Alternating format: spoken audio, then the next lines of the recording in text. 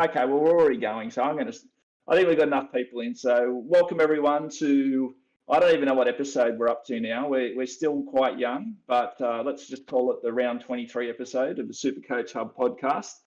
I'm your host, Tim Allen. My Discord name is Toolman. And a little bit about the Hub. If we were a software package, we'd be described as open source. We're here to support all the different forums, all the different websites, all the communities. We give credit where credit's due, and we use a lot of content from everywhere. And it's a place where all people can come in and just chat about footy and how their Supercoach teams are going. And quite topically, our founder does care quite deeply about mental health, and we saw quite a significant issue with Paul Green passing away this week, and that is a big part of our founder of this server's makeup and what he wants to do better for the Supercoach community in particular.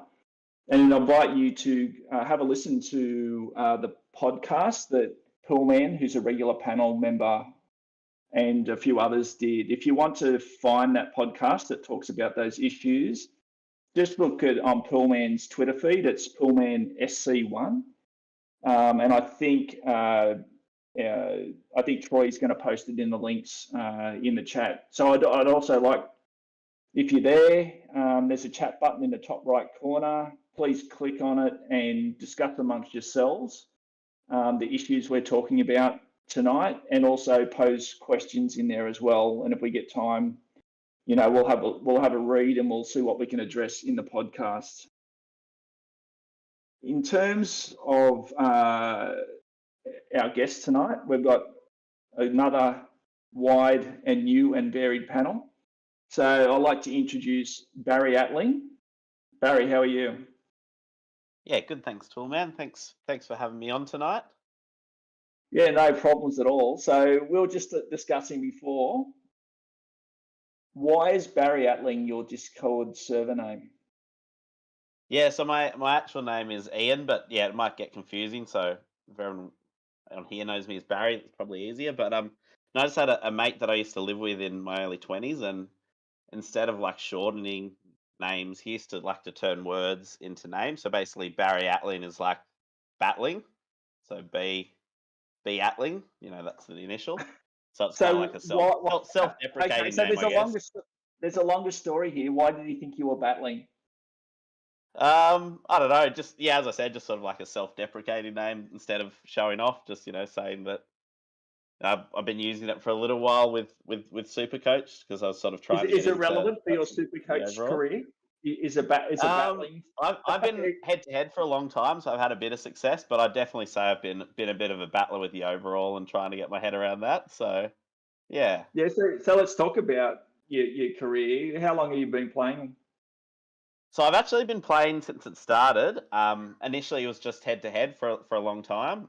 Sort of in a cash comp with some friends from school and some other blokes that I didn't know too well. But yeah, it's been ongoing for a long time, and been in a couple of other cashies along the way as well, which has been fun. And yeah, just sort of last year really got into sort of reading a bit more about the analysis before the season started, and listening to some pods like Catfishers, and really liked Costas as well. I found that really entertaining and interesting. And then sort of I was going all right at the start of the season, and started to dip a bit, and decided to focus on head to head just before the buys. And then this year's sort of the only year that I've decided to stick with it, mostly because I'm in a couple of good leagues, and I like they're ranked well, and I don't want to let the boys down, so I keep sticking at it this year. And currently ranked 528, but a few weeks ago I was about 250, so I've dipped a little bit, but yeah, still in the top 1%. So I'll take that as a win. That's good. That's good. Look, I wish I'd entered into a head-to-head league, so I have the excuse when I start spiraling in overall rankings that I'm a head-to-head player. Yeah. But I don't. Oh, yeah, that's a good excuse. Yeah, I wish I could use that, pull that one out of the back pocket, but no, I can't use that. So in terms of, what you're saying overall, just the last couple of years, or just this year? Yeah, just the last couple of years. So there was one year early on. It might have been the second year or something. I was only focused on head to head, but I think I finished about 600. But there was probably a lot less players back then. But yeah, I've been top 1%. Yeah, 3 times, and I'm sort of always around top 2 to 4%, even though I'm head to head. So yeah, usually Yeah, pretty consistent. Just no really strong finishes. yeah, that's good. Like, yeah, I think it's much harder to finish top 1,000 now. Yeah, There's such great content, and the thinking has evolved so much, and the strategy's very refined. So I think the benchmark of finishing a top 1,000 is definitely a much harder goal to achieve this year, and it will be harder every year from now on. And that's the way we yeah, like it. lot of competition. Yeah. Exactly. Anything that's worth winning isn't easy, in my opinion. So, okay. So you mentioned this year that you're sort of on the downtrend. Do you want to mention anything you actually did well, and maybe point out maybe what was your turning point? Um, I mean, I think in terms of I more remember the things that I did poorly. So probably bringing in Turbo, and yeah, brought in Tarpany the other week when he got injured, and one of my last trades. But yeah, no, I think sort of started off with a pretty strong squad and picked up Reuben Cotter pretty early, and he went really well, and got on Joey Manu for the buy round, and had a few good captaincy choices. But yeah, probably nothing that really stands out. But generally, I haven't really bought in many guys apart from injuries that I've regretted this year. So kind of feel like I haven't made any you know any too Okay, dodgy purchases. all right. Okay, so what would you say if you had to describe the way you go about building your team? How would you describe it? What sort of player are you? So when I was head to head, I was especially there used to be a lot of good players that didn't play Origin. There was your Sam Burgess and Isaac Luke and Roger Tuivasa-Sheck. There seemed to be a lot more. But yeah, now that I'm sort of was more interested in overall. Yeah, you sort of pick the couple of guns that are especially the ones that are better priced. And obviously you want the cheapies that you know have good raps, and you might have seen a little bit of them, and then yeah, from there you may have to make a few gut calls, I guess, with the mid ranges and things. So could I describe it as finding elite non-Origin players at value for money prices? Is that is Yeah, that a big part of it? That's what it sounded like. Tell me if yeah. I'm wrong, Over but the years, definitely. Yeah, I mean this year I started with quite a few Origin guys because I was more interested in overall, and I kind of feel like the last couple of years the Origin guys are just dominating Supercoach. There aren't many guys outside of the Origin players that are putting up big scores. So all right. I might stop it yeah, there because I think this is great pre-season chat. So, yep. yeah, like no, I'm very interested, but I think I won't stop if I start talking now. So, No, definitely. if people want to get in touch with you, mate, how do they find you on socials? I'm not actually on socials too much, so I'm going to start up a Twitter soon, just to get involved more with the Supercoach community. But yeah, Okay. I'm on sort of Instagram, but that's not really Supercoach based. It's probably more pictures of my 2-year-old mostly. But yeah, Okay. yeah, All the right. Well, account when you name is do, yep, we'll get you back on, and you'll yep, everyone will be able to reach out. Okay. Let yeah, me beauty. introduce our next panel member, which is the Myth. How are you, Myth? Having me? Not too bad. Thanks for having me. Looking forward Okay. to chatting. With a name like the Myth, I'm very curious as to why you've titled yourself this. What's the backstory? Geez, there's not too much of a backstory. I'm only in my mid-20s now, and I started up in Supercoach back when I would have been, probably 12 or 13. I think Oh on wow, SC really young. Talk. Yeah, I think I would have joined SC Talk fairly early on as well. And so just coming up as a name as a youngster, thought I'd just come up with that, and it's been that way ever since. Okay, well, you probably shouldn't have told the story, because I actually liked the stories I could make up as to why you called the Myth. I Yeah. think that would So the mystery behind the myth is, I should have left that a mystery, is what I'm saying. Pretty much. In a roundabout way. So, say 12 or 13. Did you start the very first year? I'm not sure if it was the first year. I might have missed year 1 or year 2. I remember having players like, obviously Corey Parker, Anthony LaFranchi. I remember Taniela Tuaki, the Tigers winger as well, but that might have been Dream Team. Well back. Okay. So why at 12 did you start playing Supercoach? Loved footy, and I was always a pretty mathematical kid, so it seemed about like combining the two a bit. Yeah, well, obviously, it is one of those combos. There's a few of us out there who, just love playing with data and trying to apply that to this game. And it does tick a lot of boxes if you're in that way inclined, I think. There's all different styles of player, but if you love football and you love numbers, it's sort of, I find you get a double buzz. So how have you gone in your Supercoach? So I've been overall focused pretty much the entire time. A bunch of around about just outside the top 100, couple around 300 mark, one season. Might have been Catfish's year, actually. I think I was 48th is the best finish I've had so far. Right. But looking to beat that this year, and a fair chance at it. So, yeah, no, it doesn't sound like there was much of a learning curve for you. It seems like you've got straight into your groove.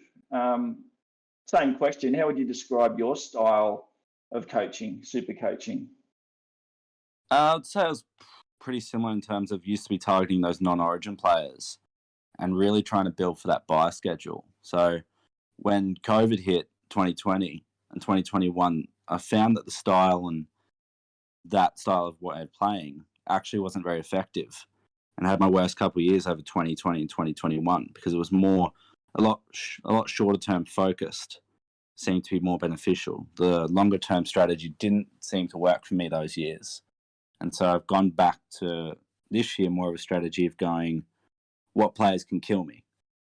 And basically just making sure I have those players, not going for too many pods, but thinking early on, what's the combination? How many people are going to have all of Grant, Munster and Pappenhausen in one of those round 4 or 5 games that the Storm are playing?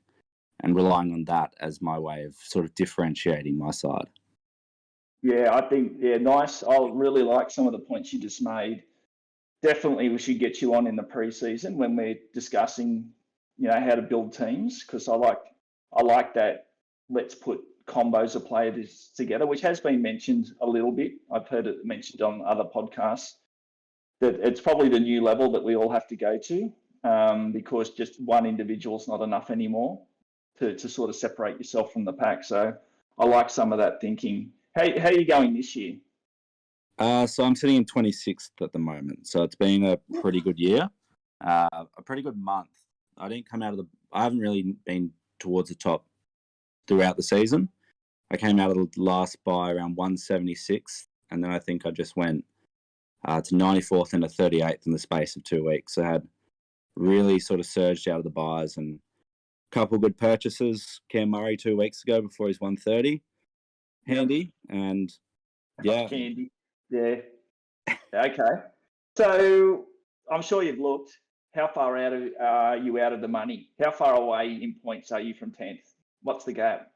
I think it's about 204. So I think I had a green arrow last week from 28th to 26th, but I actually lost points on 10th. So it's tough to make up ground with only a few rounds to go and not too much carnage. But we'll see how we go. Maybe a few pod skippers, see if a bit of luck comes my way, or a bit more luck comes my way. Well, let's see if we can help you tonight, because that's going to be one of our big topics, right? Players to pick. Absolutely. Players to either to stick with or go against for the last 3 rounds. So, whether you take it on board, who knows? But if you do win, I'd like a shout out.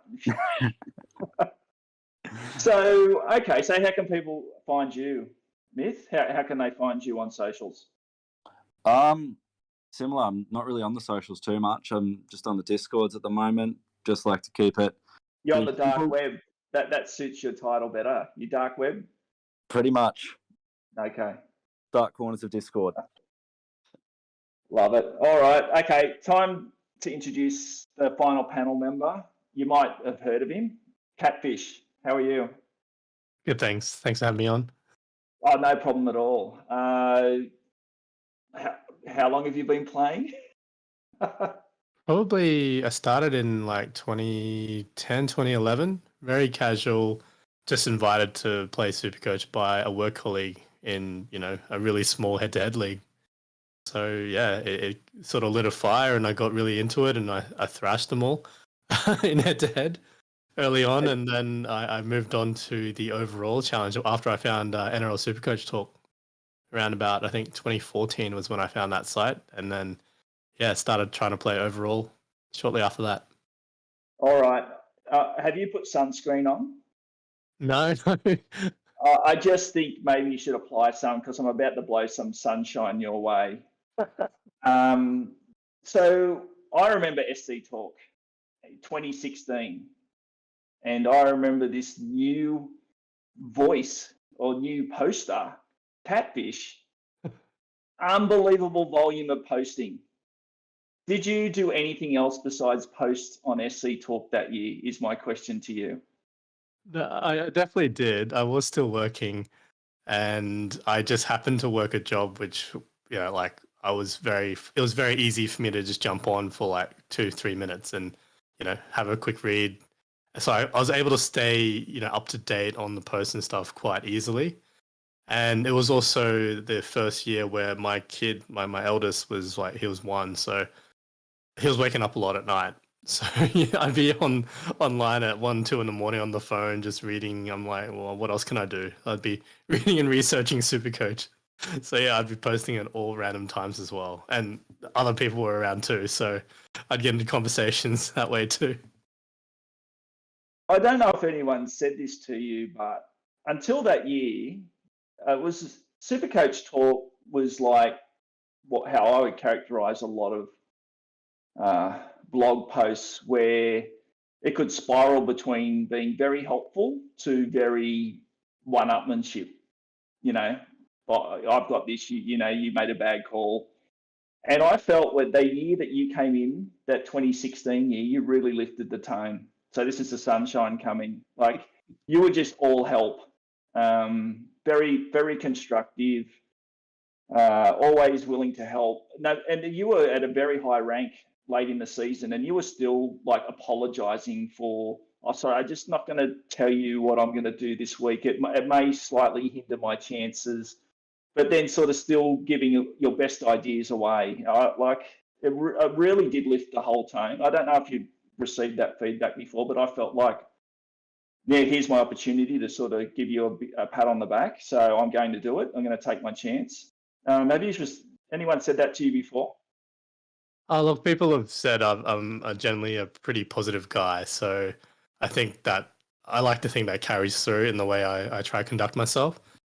And, I'm not really for tearing people down for the most part. Sometimes I'll bite back and I'll clap back a bit if I think it's warranted.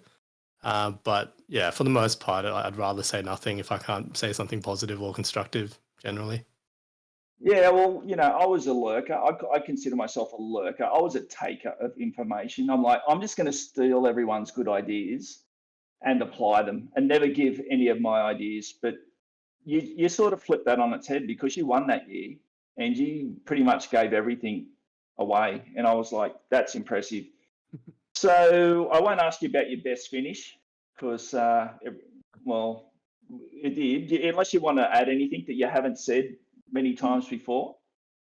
Maybe about Jake Granville. What a legend Jake Granville was. Except I was a little bit dirty that he played so well in the grand final the year before. So I'll say that. But no, I mean, yeah. Look, I was fortunate enough to just have the dream start and just had my team set up really, really well from early on that year. So sometimes you just need it all to fall into place because I reckon if, there's hundreds of super coaches who could have done what I did ultimately once they had that kind of setup that I managed to land on for my team for that year. So I don't think I did anything, amazing or anything like that. All the planning, the research just kind of fell into place, and it was just about running things from there and just not slipping up from that point. So just I do remember, I think going into that first major buy, you're in first already, and there was a number of teams who were trying. I think I was going all right at that time, and I'm like, I'm going to structure my team to get this guy on the buy. And then I looked at your team, and you had all the right players, all in advance, and then you made all the right moves into and out of the buy, and got further away. And I'm like, this is ridiculous. So yeah, you're right about it all. Like, your plan did really come.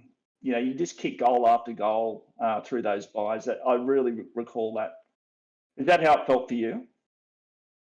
Look, I have to say, it felt like I was planning and the plans just kept working. So I don't think like it was all part of, like foresight from everything that fell into place. Like I was actually quite late on some plays, but I was fortunate that I had pods to those popular players that were performing, at 90-95% of what they were dishing out. So it didn't hurt me too much. And eventually I got onto those guys as well. And, at that point, it was just cancelling out pods, kind of playing that head-to-head strategy. So, yeah, that was where, starting off as a head-to-head player was quite useful for me. Yeah, for those, yeah, exactly. You've covered that several times on other podcasts about how you cancelled popular high-risk players that you didn't own towards the end, just to secure your position, even though they weren't the best players to bring in from a points perspective, from a winning perspective. It was the right play. So, how about this year though? This year I'm coming about 1400th. It's been a very frustrating year for me because I was on the fringe. I was literally 1 point outside the top 1,000 about 10 rounds ago. And I've just managed to stay between 10,000 to 2,500s back to 1,400. I've just floated in that kind of 1,500 rank mark, give or take 500 either way. So I just can't seem to crack the top 1K. And you were saying before, Tim, that just the amount of information out there and all of, how many people research and study now, it is a lot harder to crack that top 1K. So anyone currently in there, you should hold your head up high and be proud of what you've been doing so far because it's tough. So just a quick highlight, what have you done well this year, and what do you think you one thing on the other side? I feel like I've been pretty good at picking the right players this year, except what I've done is often been too hasty. So I started with Joey Manu, and I traded him out in round 3 because he had a foot injury, and I was really worried about his output. And I was right because that first game he scored like 30 or something like that, and then afterwards he just put me to shame. And it took me another 10 rounds or something like that before I got him back just before the round 13 bye. So yeah, early on I knew I just had this feeling he was going to go nuts, but I was just hasty. I got scared off by an injury, and that was a bit of a rookie move, I think I have to say. I think mostly, like I said, I've been pretty good at, not being too late on trends and stuff like that. It's just a few times where I've just perhaps been a little bit more confident, like overconfident in my judgment of one or two players that I really shouldn't have skipped out on. So that's kind of held me back from that top 1,000. Well, have you got an example of one of those? Reuben Garrick. Okay. I just thought he wouldn't have that ceiling. Like I thought he'd be a solid, 60-ish average, but he's turned up multiple times, and I just didn't think he had that in him. So that was my bad. Okay, that's good. So we better get into the strategy. So, but before we do, how can people find you on socials? Probably most active on Twitter, so at CatfishSC if you're not following me. Otherwise, I tried pop into the Discord as well. And otherwise, I've got the champions. We have our own Discord for our Patreon subscribers, so I spend a lot of my time there just because it's a little quieter sometimes and easier to kind of just dedicate my attention. Obviously, because they are the Patreon subs. No, absolutely, absolutely. Yeah. So yeah, plug away the champions and your server. Go for it. I suppose you just did, but If you want to know more, it's patreon.com/Supercoach Champions. Basically, it's like, I think it's $5 a month, but it's a server just for Patreon subs. So like, I'm there giving, as the best advice I can. Pretty much what I was doing in 2016 on an NRL SE Talk, but at a much more manageable level, because there's no way I could do what I did in 2016. Just I've got kids and stuff like that now. It's just too exactly to be able to do that. All right. Right. So that's great. So let's move on. So just wanted, before we get into our strategy, let's talk about how the hub people are going overall. So our top ranked member is Toby's Troops. They're coming 15th. So just outside the top 10. We just heard from the Myth is a little bit further back. I think Roosters Pack's also there in the top 20. In terms of last week, Redfern Rovers. So I'm guessing a South supporter after probably got a few of the South guys in there with a 1384. So that's a pretty good score for last week. And in the leagues, there's a dogged chase here. The top three there's two stalking the team in first, Dutch Oven, and seeded fives just doggedly tailing them. And it's not over. This gap is still achievable to be closed in 3 rounds. So it'll be really interesting to see what happens there. I know Podmasters Cup's in third. So who knows how that podium finishes up. But yeah, good luck to everyone in those leagues. Dutch Oven's taking it home. Well, we've got a few in here that are in both, which what do you do? Like you don't really care, do you? Are you in both? I'm in both, but Dutch, we've had that top spot for about 15 rounds, I think. Can't lose it now. That's happened before. There's been plenty of teams that go through and win the minor premiership and do not win the major. So, don't count your chickens is what I'd be saying. Got to finish strong. Okay, I love the confidence. Okay, let's get into it. So, I should talk about the news for the week. So let's just pull up the top things, topical. I'll just run through them and then in one long bit, and then we'll chat about it.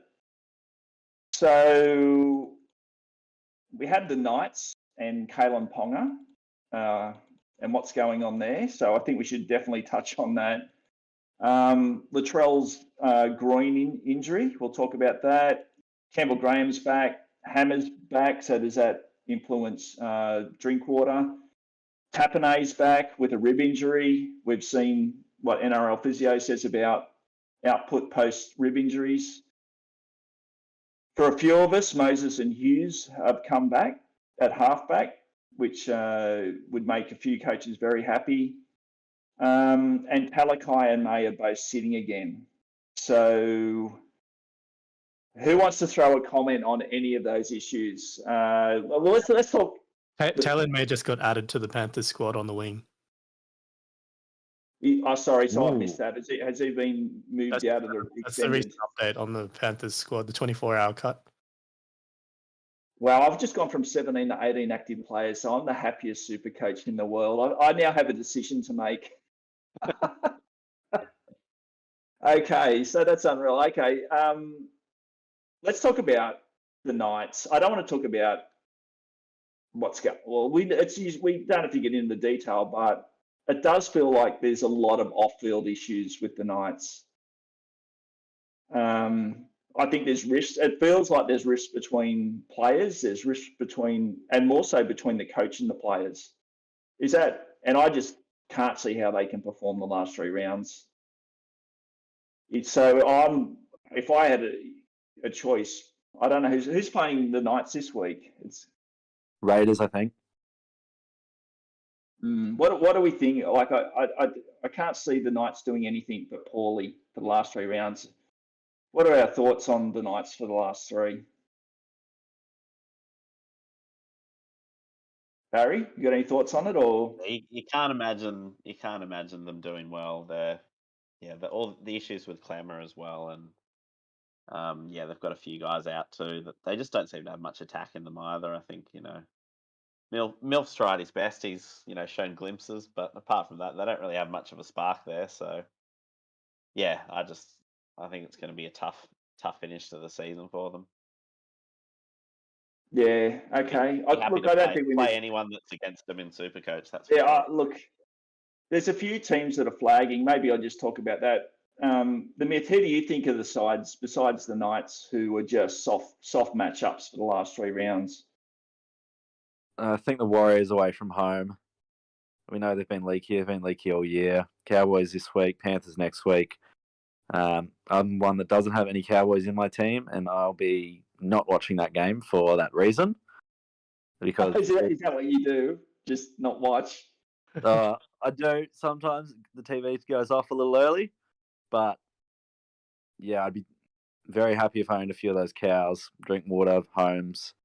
I think you can't go wrong with targeting the Titans either. They've always been a team that'll leak points. Even some of the Manly boys, even Garrick put up an 80, even though the Titans gave them a shellacking over the weekend. Wolf, do you have anything to add to who you think are soft touches outside of, Warriors away, the Knights, the Titans? I totally agree with those options. I think the Dragons are still questionable as well. They do randomly show up, but I do think they can be targeted as well. The only other thing I was thinking was if the Seagulls continue down their current trajectory, the last 3 rounds could be pretty rough for them too. I mean, the Titans just touched them up, and that's not something you'd say very often this year. Yeah, they're not. Yeah, I agree with that. Yeah, like the whole. Well, I'm a Manly supporter, so it is hard watching at the moment. They seem to have imploded a bit post the Manly 7. They've come out of the bye really poorly, and that's not like Manly Des coach teams. He's usually good at the backs to the wall mentality, and I haven't seen it. So I'm very concerned this week. We'll see. I'll give them one more chance because Des can always turn things around. But if they don't show up this week, they're in trouble. One of the things I've actually done in the past is track Supercoach scores by round. And, I think it's been mentioned in other podcasts, but the last post-buy, Supercoach scoring does go up. And the last 2 rounds in particular, are very high scoring rounds, usually the highest scoring rounds of the entire season. So that tells you a few things. One is it's good to have trades to bring in players with high ceilings, with good matchups in the back end of the ceiling in the season, but also the plan to have when you're casting off your last trade, you should really look to these last 3 rounds as to the players you want to own, rather than looking with a bit shorter time frame. So just something for you guys to keep. Sorry? Can I just say as well, I think Tigers are really missing Hastings. I think him out, they look like a different team. They could leak 50 anyway. So let's hold that thought when we talk to centre pods, because there's probably one really relevant Western Suburbs player that we'll probably talk about there. And yeah, let's come back to that. Is there anything else we want to sort of talk about on that team news before we get into Match or Catch? All right, let's do it. So this segment's all about a goal for most super coaches is to finish top 1,000. So what we're trying to do here is we look at the ownership of players in the top 1,000, which you can do through a number of forums now. You can do it through the Playbook's SC Stats site. You can do it through the Supercoach Pro app. You can look at who is owned by what team in what percentage. So we look at the top 1,000. We look at each position. So we run through hooker, front row, all the way through. And we go, this guy's highly owned. Can we match? So this guy's highly owned. Who do we think can outscore this person for the rest of the season? If we can't, we just have to match that player. Otherwise, we're trying to catch. So that's why we call it match or catch. So let's get into it. Let's go straight to hooker. And I'll just run through the ownership stats before we go to the panel for our discussion. So at hooker, the top owned player is Harry Grant, no surprise, at 84%. Then we drop down to Cook at 37%. McInnes, 26%. Robson, 14%. Appy, 14%. And then pretty much anyone else you can call sub 10%. So Harry Grant's the guy at 84%, and then Cook at 37%. So let's talk about Harry Grant. Last 3 rounds. I'll throw to you, Myth. Do you think he's the guy you got to have for the last 3? I wouldn't be not confident having him. I think he's definitely going to be a good guy to have over these last 3 weeks. It is a position where I'd be more comfortable going for a pod and going against Grant. Melbourne haven't had that free-flowing attacking footy that they had at the start of the season where Grant was averaging upwards of 90. But they're coming good. They've looked better the last couple of weeks, and you just think there's a good chance they storm into the finals. So I'd be on the fence with this one. I'd be happy to go really either way. I'd be happy as a Grant owner. But chasing him, I wouldn't mind being on Appy. Liked what I saw out of him since without Cleary and Luai. Taking a lot bigger role in Panthers' attack through the middle there. And with Isaiah Yeo, you can get those attacking stats. He could have had 2 tries against the Storm on Thursday night.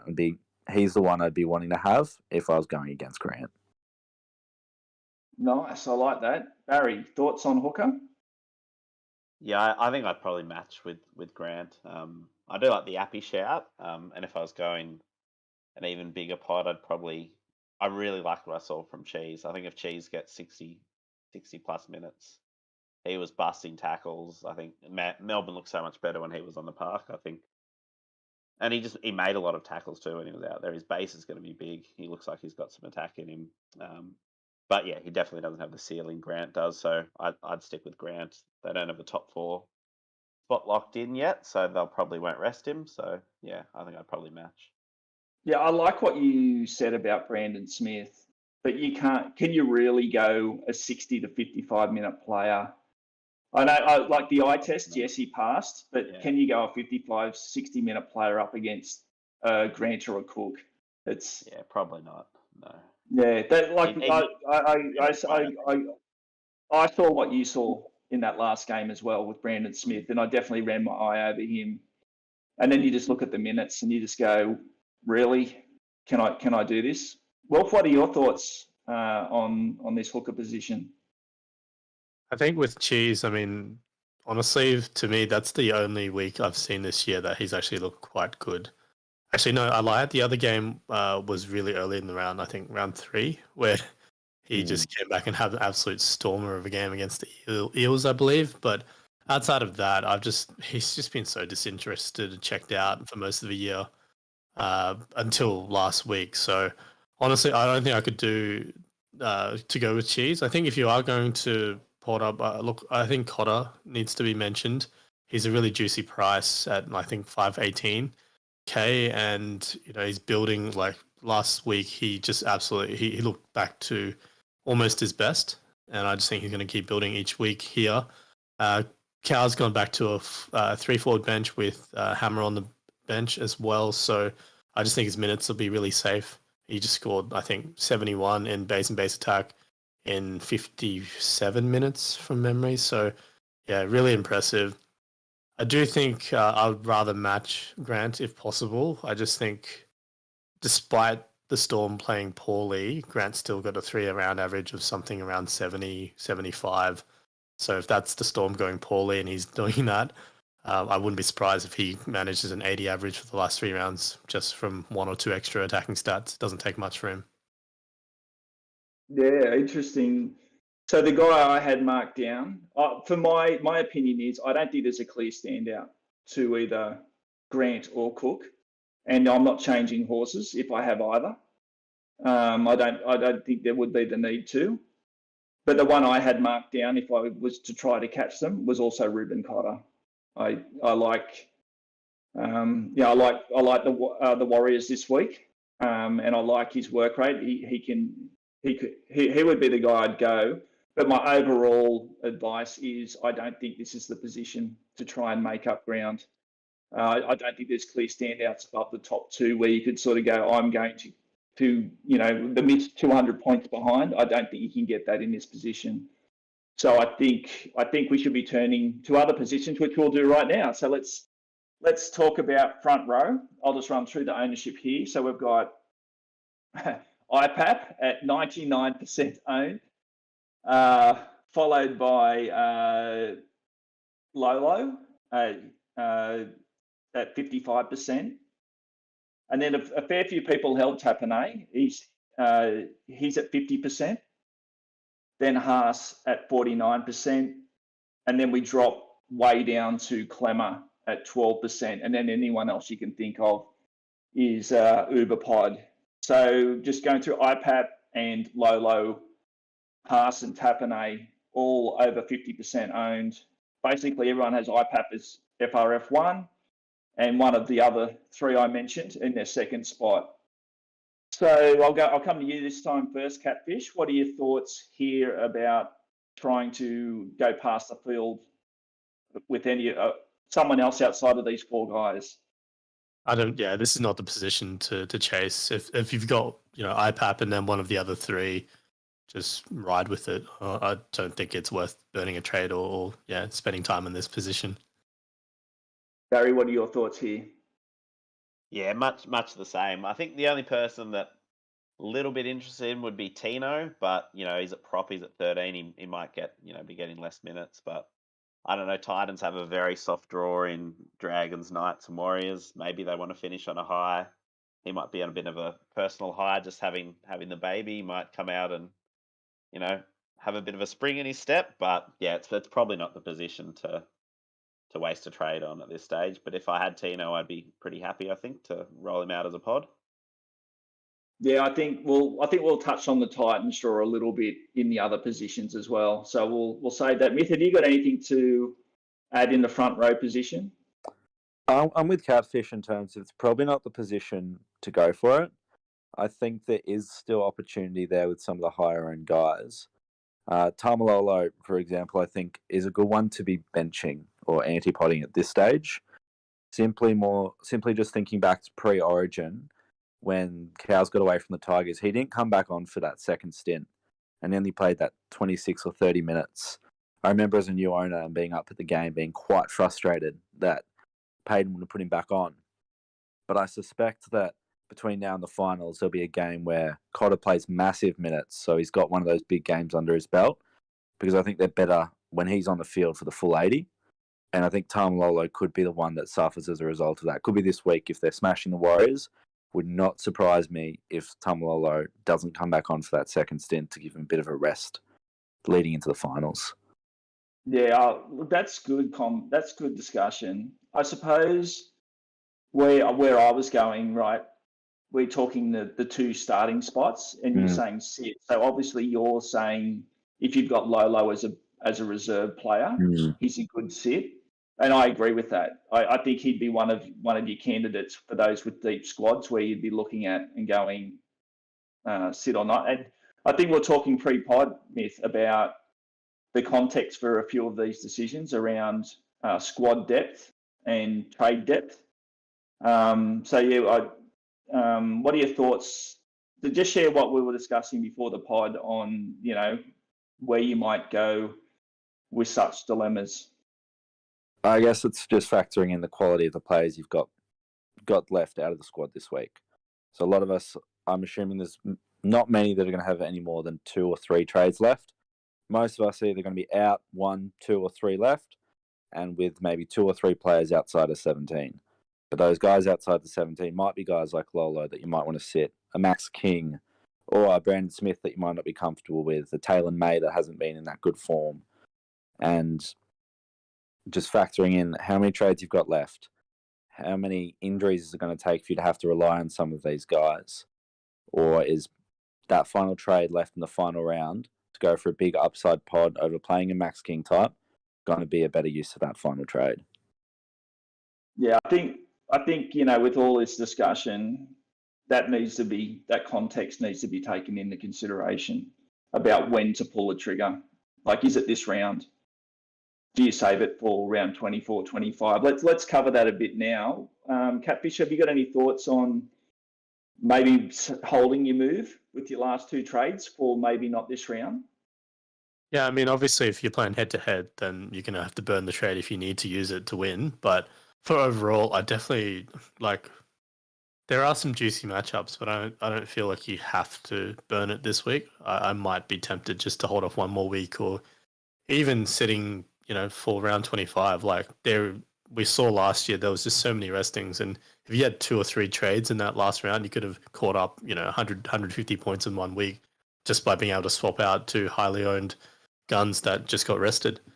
Like looking at the ladder, right now, if the Panthers win one more game, like the minor prem is done. So, like we were talking about Appy before, Isaiah Yo, those types of guys could easily have round 24, 25 off.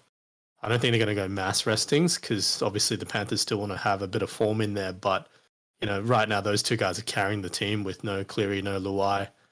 And even like Fisher Harris is like, not being as, I don't know, as prominent as he usually is. So I just think that there's a chance that those guys might get one more week off or something like that. And if that happens, you'd want to have that trade to sub someone else in for, 65, 70 points. So I get it. If you are like a little bit further back, you want to really go for a Hail Mary pod. But sometimes just being more patient for that 1 or 2 more weeks could pay off pretty big time as well. Barry, do you have trades left? No, I don't. It was funny. In my main head-to-head, I was, if you looked at the overall, I was a long way ahead of anyone, but I was coming 9th, coming into finals, so I had to sort of burn trades a few weeks in a row just to get into the finals. So okay, but so still let's alive, pretend so you, that's the main thing.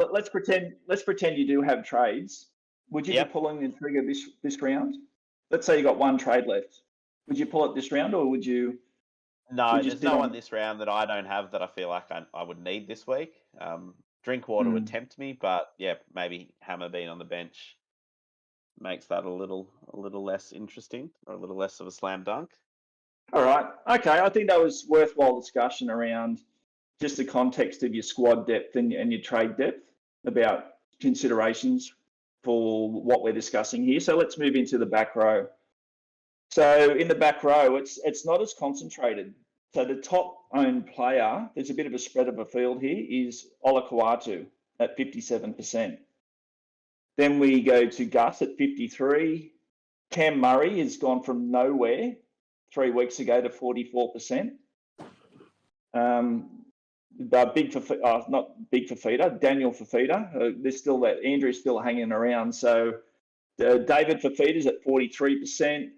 Sean Lane, who's been doing really well, at 29%. And then we've got some dual position guys. So we've got, if I count both positions, Targo's at 56%, and I've put Tapane in the front row, so we won't count Tapane. We've got Kikau at 22% and Talakai at 40%. KK or Kaon Callum, I don't even know how to say his last name. The South guy, Double K, he's at 19%, and Matto's at 11%, and then anyone else is very low owned. So I'll just go through the top 3 again. Olakau'atu, 57%, Angus, 53%, Cam Murray, 44%. So not strong candidates, even, from a concentration perspective. What are your thoughts on those, Myth? I think Cam Murray's the clear standout of those 3. The form the Bunnies are in, how well he's playing, the big minutes, and the chance for attacking stats. He's well above. Gus has been a bit inconsistent this year compared to what he's been in the past. Wouldn't hate going against him, and I'd be definitely very comfortable going against Olakau'atu given his form and Manly's form in recent weeks since the eventful Pride incident.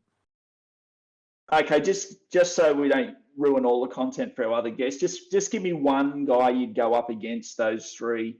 So you mentioned you keep Murray. Who's the one guy you'd put up against Olakau'atu and Angus? If I was if I was really chasing, I was going a super pod, I'd look at Hudson Young. Oh yeah, love it. Yeah. Raiders got a great. Why? Tell us why. Raiders just the fixtures. Knights this week, Manly next week, and then I think they got the Tigers at Leichhardt to finish off the season, and they've got a history of beating up on the Tigers. So he's one that you can get attacking stats in a bunch. He doesn't often. He has those low ones, those 30s, 40s in him, so he does have risk attached. But he's had a 120 this year. He can score multiple tries. He can score tries out of nothing, and he does take a risk. Like he'll put that grubber into the in goal for himself. How good was that? I think it's a really good point you make, and the difference with this back row position compared to the front row position is the lower bases of these guys. So even though Hudson Young, he doesn't really have a high base. So do Olakau'atu at times. So if you're putting a Hudson Young up against an Olakau'atu, right, you can gain really good points. You're not going. It's not like Olakau'atu is going to put up 65 in base. So I like that call. How about you, Barry? What are your thoughts on Olakau'atu, Gus, and Murray? As do you think you have to match all three of those? And if you don't, who's the one guy you'd bring in to catch them? Yeah, the way Manly are looking, and obviously he was big part of that Manly 7 seemingly, I'd be happy to sit probably Olakau'atu, even though he could hurt you. Really sort of left field one, but it's not something I think about long term, but we've only got 3 games. Just watching Bird last week playing the lock role, he got good minutes. He got a lot of attacking ball. He was sort of he set up 2 of the tries. He was sort of making some of the plays. He got 7 tackle busts. He kind of looks like if he's getting big minutes at lock, he could actually finish the season quite well with the Dragons soft draw. So yeah, he'd be a sort of left field pod that I'd consider. Well, that was not a name I thought I'd hear. So I like that. I really do like when I get surprised like that, because the Dragons do, like you say, they've got a very soft finish. So I do like the call. What did he score last week? Do you know off the top of your head? I know he had a good one because he had the 2 try breaks and 2 line break assists. I think he was up around 80 or something. I'll just check, but that's okay. That's okay. It's a good shout, because people are looking for something. Some people may be looking for a name, like out of the box. Sorry, what was that, Catfish? Bird scored 98 last week. 98 was it? Okay. Okay. All right. Well, keep going, Catfish. What are your thoughts on this position? The 3 I've mentioned, and potentially how you might go against it. Yeah, I mean, this was something we actually talked about in depth on the Champions pod last week. But I was pretty vocal about Cam Murray being the best back row for the last month, and he's just continued that on. Scored 89 this week, so I'm out of trades too. Otherwise, I would have spent a trade definitely on Cam Murray. If you've already got him, Sean Lane's still killing it. I think, with Moses back this week or next, that might take a little bit of the shine off. I feel like they've been going to him a lot more just because Moses hasn't been on the right, taking some ball and giving it to Babali'i. So that might be a little bit of a downturn there. With the Bunnies, I mean, obviously, Kolo Matangi has also been going really well, but he's much more attacking stat dependent compared to Murray. So he'd be a little bit lower down. I love the Hudson Young shout. I was actually going to mention him, but Myth got there first, so all good. The other name I actually wanted to mention was actually Bo Firma, even though he's available in center wing. The Titans have such a good draw, and Firma's got a better 3-round average than IPAP and McInnes and Tarpanen and a heap of guys. So he's actually going quite well. And the Titans, we talked about the draw, actually very friendly too. And last name I'll throw out there, Nat Butcher, since obviously the last 3 rounds playing 80 minutes each week, base attack all around that 55-ish mark. And he could score a double this week against the Tigers. Bo Firma and Jack Bird, I'm feeling like I'm having flashbacks to people's round 1 teams in the centres. What's going on here? But I do like it. As a David Fafita owner, I'm surprised his name hasn't been mentioned. Who's who's characterised as someone who's done nothing all year and is still quite highly got a very good average. Very frustrating watch, especially watching Bo Firma, who you just mentioned, being used very successfully on one edge. And every time they swap David Fafita over, they don't know how to do the exact same plays. It's so frustrating. I'll throw David Fafita out there as an option to the ones that are already mentioned. And I would also put a Nanai out there.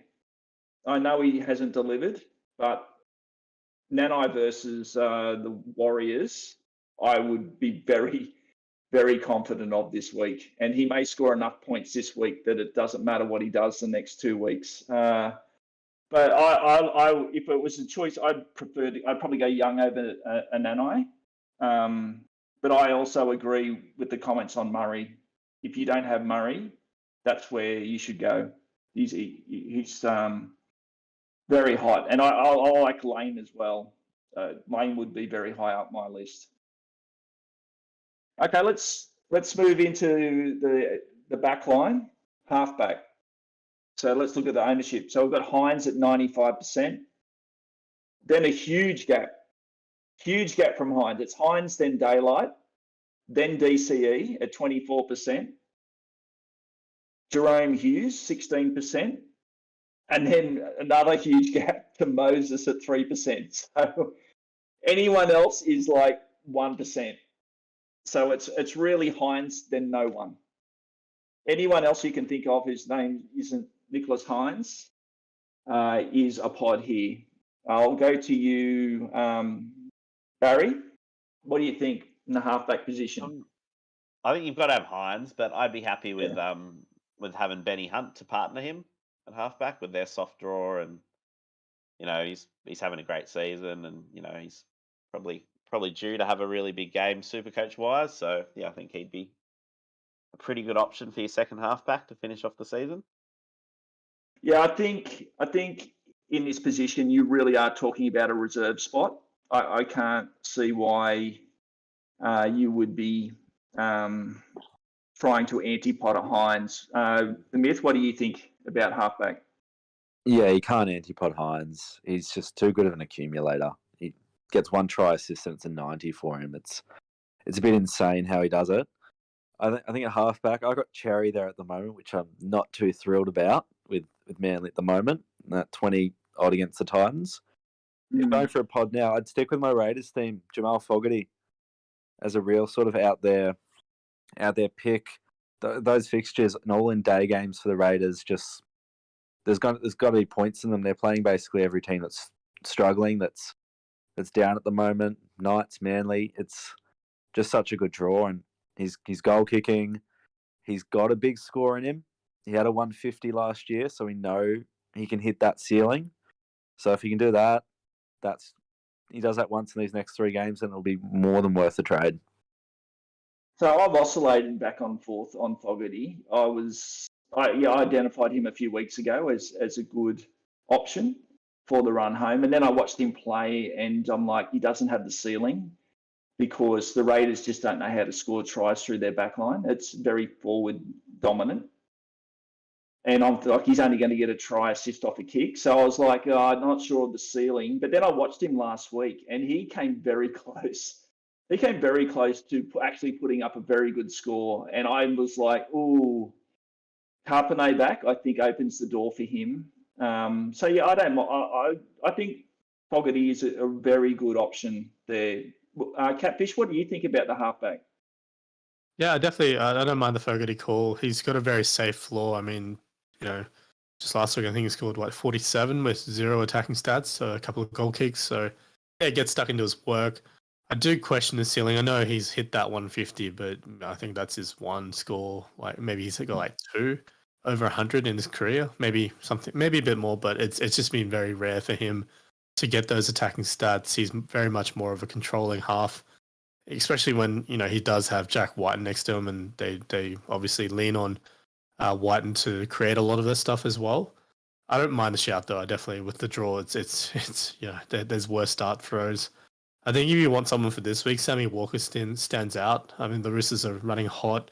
They've got a great matchup, and even with the last 2 rounds being a little bit tougher, I'm not too worried because the Roosters are such a good team. So I think Sam Walker's not a bad backup too. I mean, one thing we did talk about was just not having, not having any sort of reserve. Just run with Nico and trade him out if you need to. If he's not available for a round, like that's viable too. Look, I'm going to throw my homer pick there. I jumped on Adam Reynolds last week for his 100, and that was my last trade. I just want to have a bit of fun with it. But I was legit in that I thought he was a good option for the last 4 rounds. Against the Knights, I thought big score coming there. Going to sit him against the Storm because the Storm always thrash the Broncos. And then against the Eels and then the Dragons last 2 games, I think he could go quite well.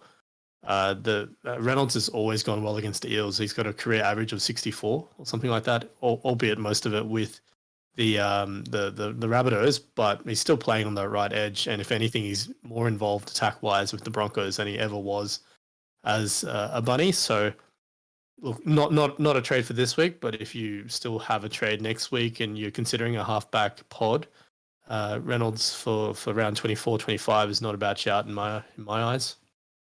Yeah, I think I saw a similar potential. I think when we did this segment 3 weeks ago, A-Ray was my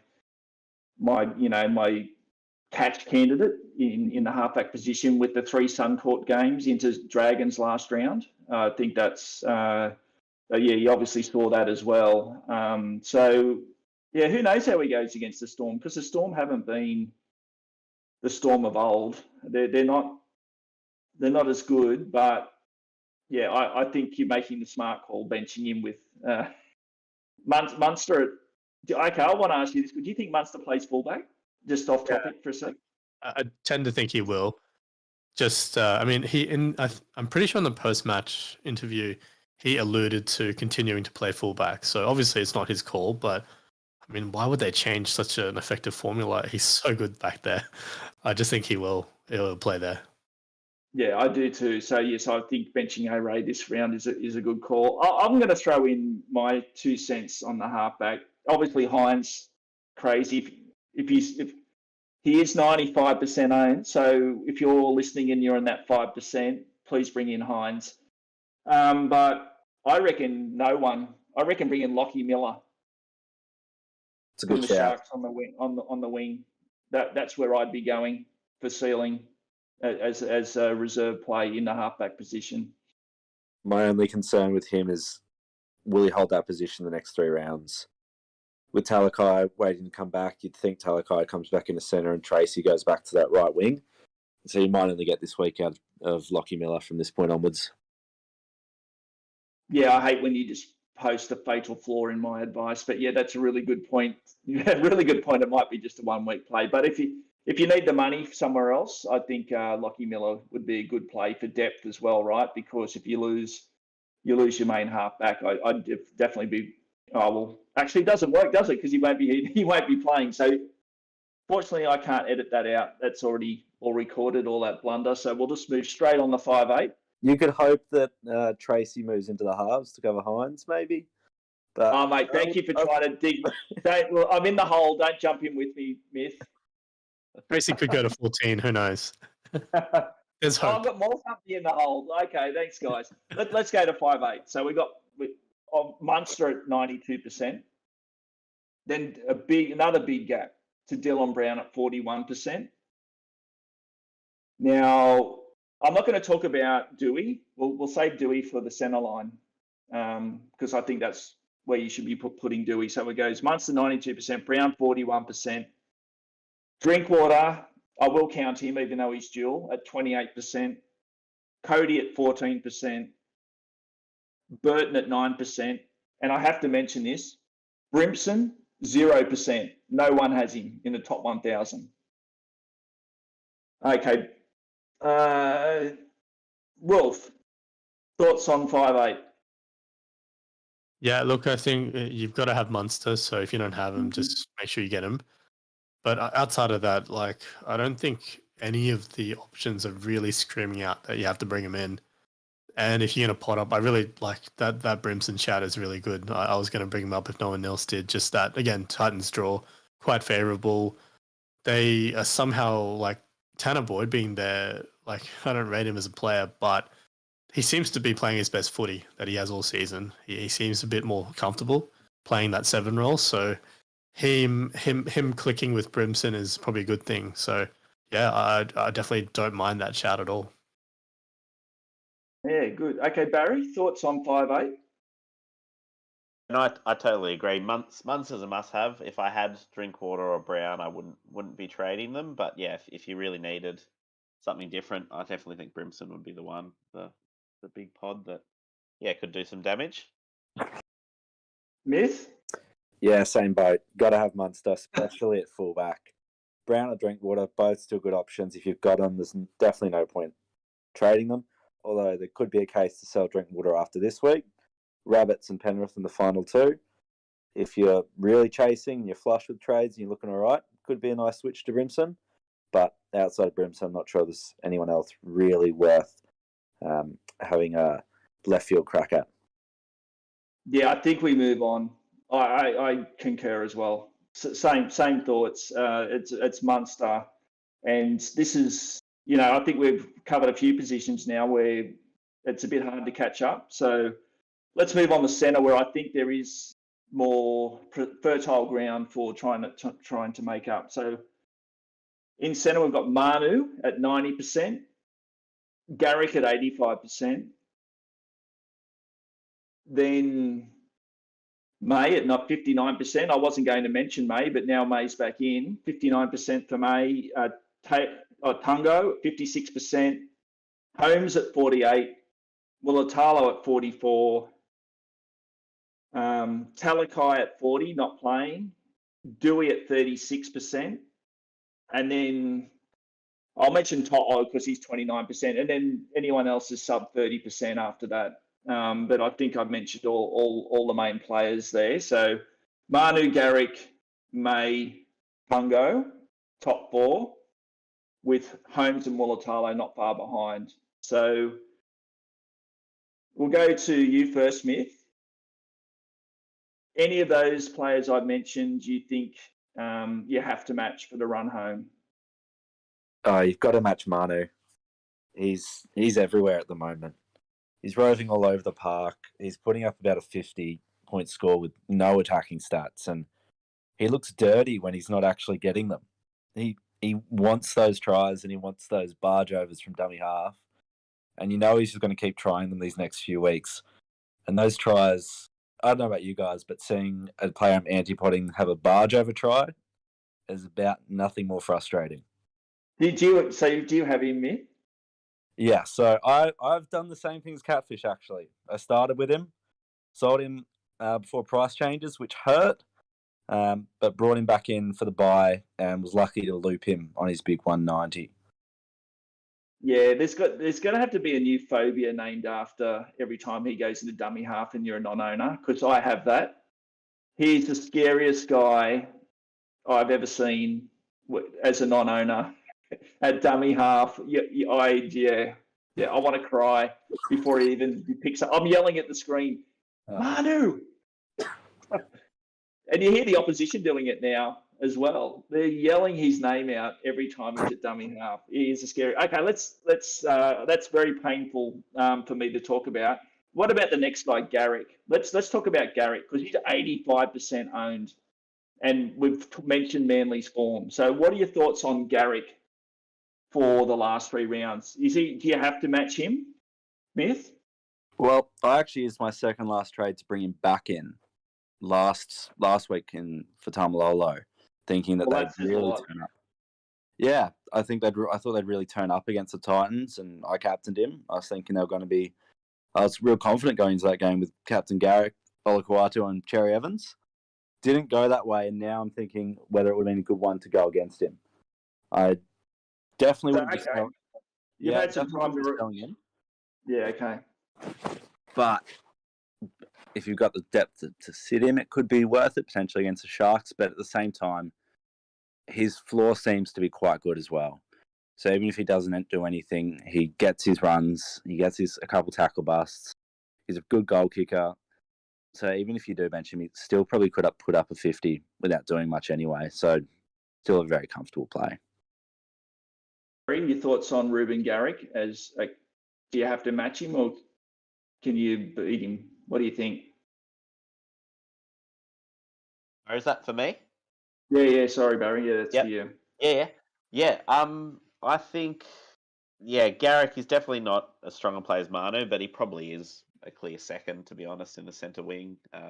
You could see the likes of Val or Dewey easily outscoring him, but you probably wouldn't want to go that way. But yeah, I think if I didn't own Garrick at this stage, I probably would be happy to look elsewhere, but he wouldn't be someone you'd trade out, that's for sure, or someone I'd consider sitting. Catfish, thoughts on Garrick? Yeah, well, as someone who doesn't have Garrick, this is triggering for me too. No, I'm kidding. I think I wouldn't rush out to burn one of my last trades on him right now. Like we've talked about the Seagulls, they are battling and is a little bit concerning. If you've got him though, I wouldn't go as extreme as trade him out or anything like that. I don't even think I'd sit him. Just like he does have such a safe floor. Like it could be a real ballsy pod player to sit him this week if you think he's going to go no more than like a 45 or whatever, and you have a better option. That's the question. Like who's your better option that you're going to play ahead of a safe 45-50 score from a Garrick, and all he needs is one try assist, line break assist where. Like they still have some explosive players. Like if he throws the ball out to Kohler, and Kohler, he's so fast. Like he makes one break, that's 20 points like that, and maybe an extra 4 when Kohler dots down on the sticks. It doesn't take much for him to get some points, but I'd back it to be like a very against the run of play type thing because I just right now I don't think the Seagulls are going to go very well. Basically, sorry Tim. And no, that's all right. That's the thing with the centre position. There are 4 positions to fill. So to anti-pot Garrick, you have to be confident that your 4th best centre outscores him, and that's really hard threshold to do. So I'm on the no. You have to match Garrick because I agree with what's been said. I think his floor is 50, and he has a very high ceiling. Like we can't be guaranteed that he won't score a try in any of these games or set one up. And so I think he has to be matched personally. So let's turn to the field then does spread out, right? We've now got May, Holmes, Mulatalo and Tungo. How about, I'll go to you, Catfish. What are your thoughts on these 4? And do you need to match them? And if not, give us your best candidate to beat these guys with. The centre wing position is so open, right? I tend to think Val is someone that you'd want to match if you can. He's gone off a little off the boil lately, but like that matchup this week, he could make up for it all in 1 week. So yeah, as again, I'm struggling here because the reason I'm not in the top 1,000 is I don't have Garrick and I don't have Val Holmes. So it's painful, but I'm terrified I'm going to fall out 1,000 spots because I don't have those 2 guys this week. Okay, so Holmes isn't your guy. You think Holmes is one that you'll match? You could, yeah. Definitely. I do like him. If you can get I'll ask you for another name then. Outside. So we mentioned May. Talk to me about May and Mulatalo. Well, let's do the Penrith guys. May and Tungo. I think that they're still very safe. Like Tungo, he's 51 last week, all in base and base attack basically. So like he's a great backup. I just wouldn't want to roll him out every week if I had a choice. With no Cleary, no Luai, the upside's just really capped. And even I think that extends all the way to Brian Tortle as well. As much as Tortle's an absolute gun, right now his ceiling's just capped. Like the Panthers' attack is not like it's not even like 90% of what it was. It's more like 60% right now, and that's disappointing because obviously a lot of us loaded up on it, and they do have the Warriors in round 24. So, I'd hang on to them if I could, but I definitely do, have concerns about, like if you had a choice, I wouldn't mind sitting at least one of those guys this week. If you had a choice, I know a lot of us are scratching for 17, 18, 19 men at the moment. So yeah, like I don't love those guys right now just because of the upside not quite being there without the usual halves. No, I think they're good thoughts. I think your characterisation of the Panthers' decline capability, not the ceiling, players' ceiling, outside back ceiling has definitely fallen with the loss of both halves.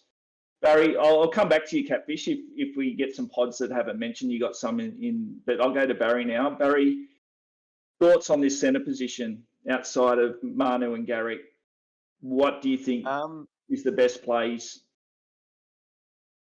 Yeah, I mean, I think some of those other players that we thought would be flying because of the way the teams are going or people out maybe hasn't panned out. So yeah, I don't know. I'd like to go, maybe a pod if I was in the position to, if I had to trade. I know Brian Kelly looked pretty good last week, and with the Titans draw, he could do a little bit of damage. Wow, I like that name. I didn't expect to hear that tonight. Yep. Yeah, Brian, so he's got a 3-round average of 65, and they've played some harder games against Raiders, Storm, and Eagles, and they're coming up against Dragons, Knights, and Warriors. So, he is a guy who can go on a form. run, isn't he? He's gone on runs in the past. Yeah, so I think he'd be someone I'd be looking at if I had a trade. Anyone else? I'll give you a chance to throw another name out there. Look, even though probably not so much now. He's at 5'8". I think if Storm show a bit of form, Nick Meaney with the goal kicking, he could still jag a bit of attack in there at 5'8", and he's pretty lowly owned, so he might be someone I'd consider as well. Okay, yeah. Look, goal kicking for the Storm with a game at Suncorp, he's a guy who's just not. I don't like using. I'll use it. Sexy. He's not a. People don't. Yeah. I own Nick Meaney. He doesn't strike fear into many players, but a goal kicking he maybe not be fullback, but a guy who's going to get a lot of touches in a Storm side who kicks goals should always be considered. They're just when you. I think he's one of those guys where you hang your fingers over your last trade and you're like, am I really going to do Nick Meaney?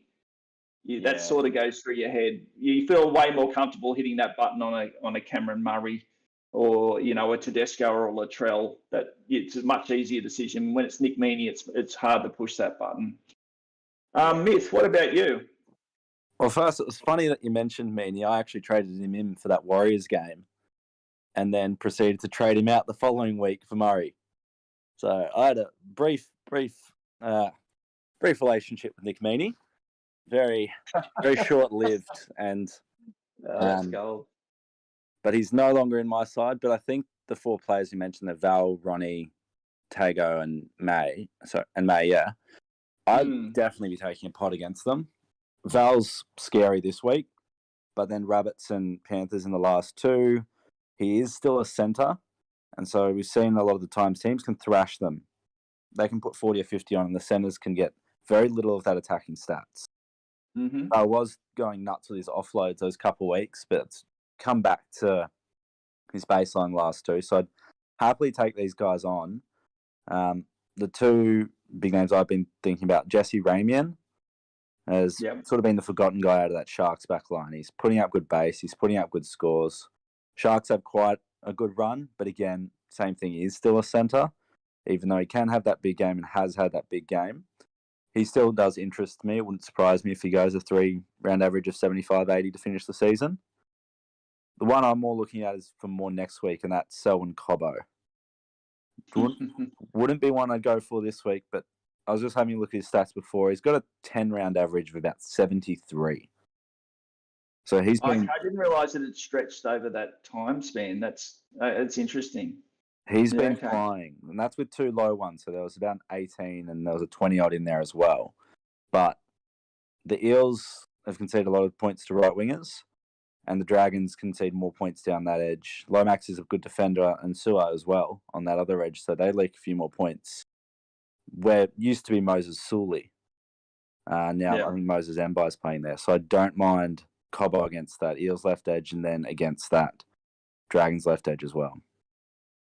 Yeah, I like. Look, that's good commentary there, and good Good analysis. I like those calls. Coming back to you, Catfish. Any more names? Yeah, look, Cobbo was my guy. I was going to throw out there again, not so much for this week, but for next week. So it's really funny because the deep dive I did this week for the Champions Pod in the if you listen, the Crunching the Numbers segment was about centre wing. So I did a lot of his breakdown as well. So like I had a heap of names that I was throwing out there. Did you know that Ed Cossey has a 3-round average of 84.3? The highest averaging centre wing right now. Wow. It's crazy. It's insane. Adam Dwayne is 80.3 as well. So I really like I know he's quite highly owned, but like he's just got such a safe floor at the moment. I mean, 66 last week and no attacking stats. I think he had a forced dropout. And technically you could argue he was robbed of a kick and regather. 8 points there. So yeah, I think he's a really safe option, even though it's a tough matchup this week. But the next 2 weeks, I still think he could be another 70, 80 average as well. Like Cobbo was definitely my guy. I mentioned Firma already, even though, in the second row, but obviously available at centre wing too. I will throw out there, if you wanted to take a punt on a Broncos back, Corey Oates might not be a bad shout because he gets to play on the left side against the Storm, which their right edge has been the leaky side all year. So if you really need a Hail Mary pod, then Oates could, score a double somehow. Score the only 2 tries that the Broncos scored this week. If you really want to roll the dice like Nofo, I mean, 48 and 65 since gone to the Storm, scored the 1 try, but you get the feeling that there could be more on the way. He's certainly looking like he's settling in to that as well. But, if you want to really lean into the Roosters, I mean, both Tupou and Suwali are great options as well. I have Tupou, and I'll be rolling him out with a fair bit of confidence this week. But yeah, I do feel like, I mean, we used to, froth over the Roosters right wing, right? When Brett Morris was there, even Matt Ikavalu for a while was going nuts on that right wing. So when you've got someone like, Suali'i, he wants to be known as now, he's the absolute, he's an absolute superstar and only getting better each week. So I wouldn't be surprised if Suali'i averages, 75, 80 for the last couple of rounds. I like the call on the Roosters wingers and both Broncos wingers. I just want to touch on Suwali because he is someone who I really want to go low the next few weeks so I can start with next year. They're being very selfish. I've got no chance this year. He is looking better every game. He's one of those guys who is trying to break people with every run and every tackle. And these players lose that as they go through their career, but he's still on this very steep up trajectory. And so, just don't score any tries, and just do us a favour so we can start with you next year. I like the Dewey shout for the same sort of reasons we mentioned Garrick. I think it's going to be hard to find a 4th centre who will out-average Dewey. For reasons that you just mentioned, Catfish. He's going to touch the ball a lot. He's their goal kicker, primary playmaker. I think it's going to be hard to find 4 centres better than Dewey. So I'm going to put him I'd actually bring him in if I didn't have him. He'd be like I'd see as the low risk guy I'd bring in to try and catch the field. I do have a big speculator, and that's a Monet. And I'm saying that as a Lomax owner because that guy doesn't know anything. He's blind in his right eye. He will not give it to Lomax, and he will just give it to Stewart or step inside 3 times. And they have a very soft draw. So I'll throw him out there. I couldn't trade him in, but this guy is an absolute hog, and we know hogs are good for Supercoach. And whilst he hasn't performed, he does seem to have more confidence, and he has a very soft draw. So, I'll throw him in as my pull something out of the barrel, see if that does anything for you. Have we got any more comments on the centres? I think it's the position to burn a trade. If you're chasing, if you're looking for those points now, if you're going to trade out a healthy guy, got to go for a centre at this stage. Yep, I definitely agree. I feel centre wing and even the back row, those are probably the two areas I would be targeting right now. If you really wanted to pot up and find some options. So I just realised I haven't done my homework. I have not got the numbers for fullback. So let's just talk about fullback. I'll just make it up on the spot. I'd say Teddy and Latrell, the top two. So sorry, I apologise to the community, but I don't know the numbers. Let's just talk about who we think are the guys at fullback. So Barry, who do you think the run home guys at fullback are? Yeah, I mean, I think a lot of people own those two, and you're not going to trade them out.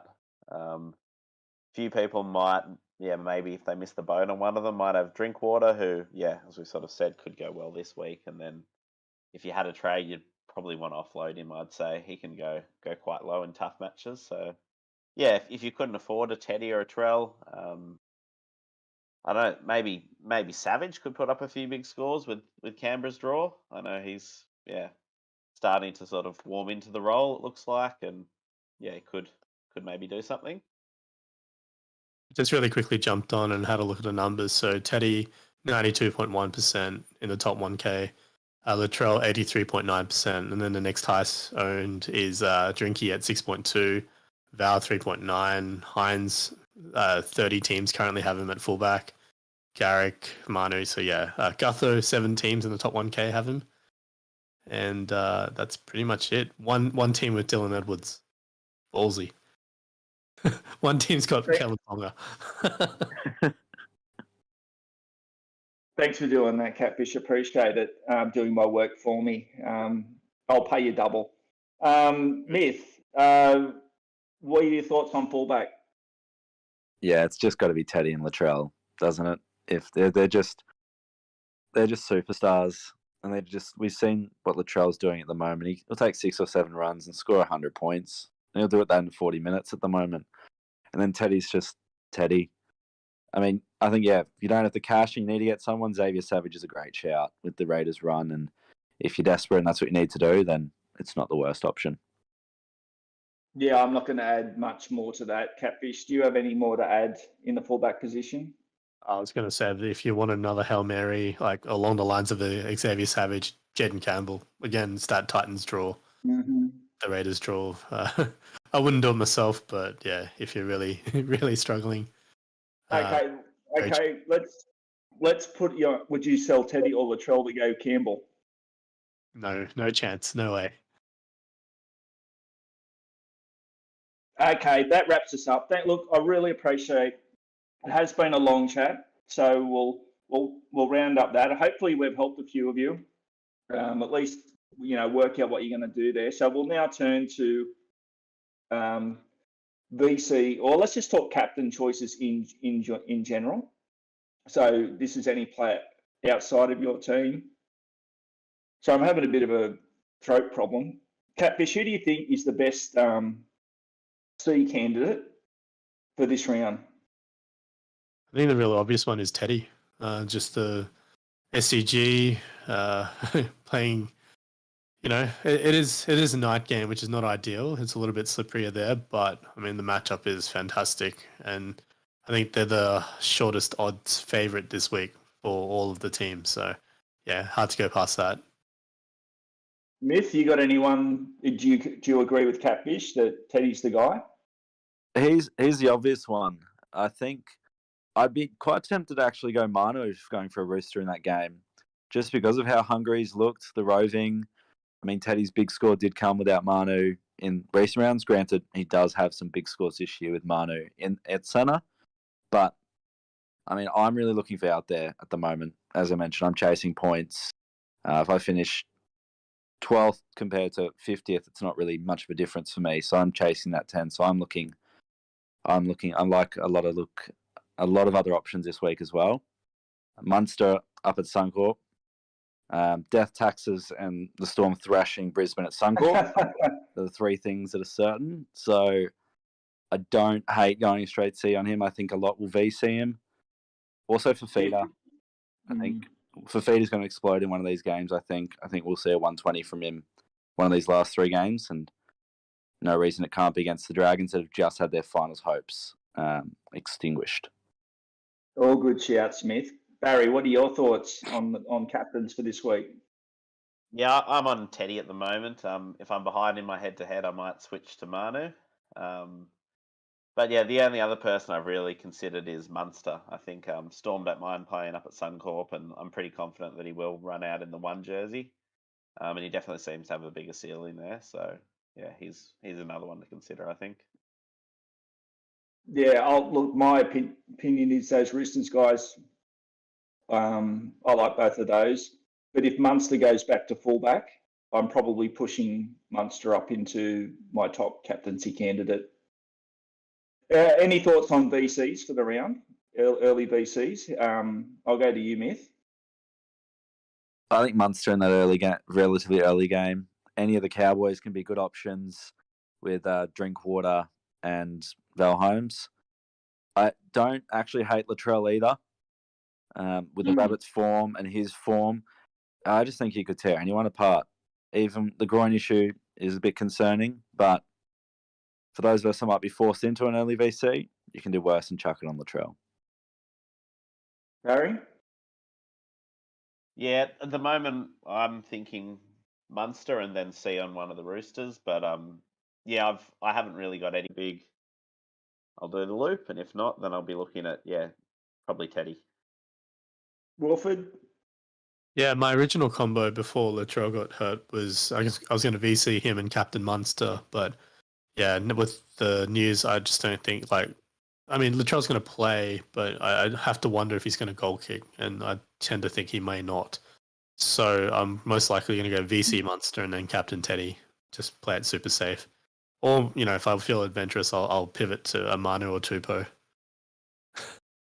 Yeah. Look, that all sounds solid. And for myself personally, I'll be going a Teddy Hines combo with my VCC. So that's only because I don't have those Roosters and I don't have a Munster. So look, just want to thank everyone. That brings us to a close for the podcast. Want to thank our guests Barry and the Myth and Wilford. Thank you so much for your contribution. Thanks everyone for hanging online. And that brings us to a close. So everyone have a good week, and may all your pods fire. Cheers, guys. Thank you.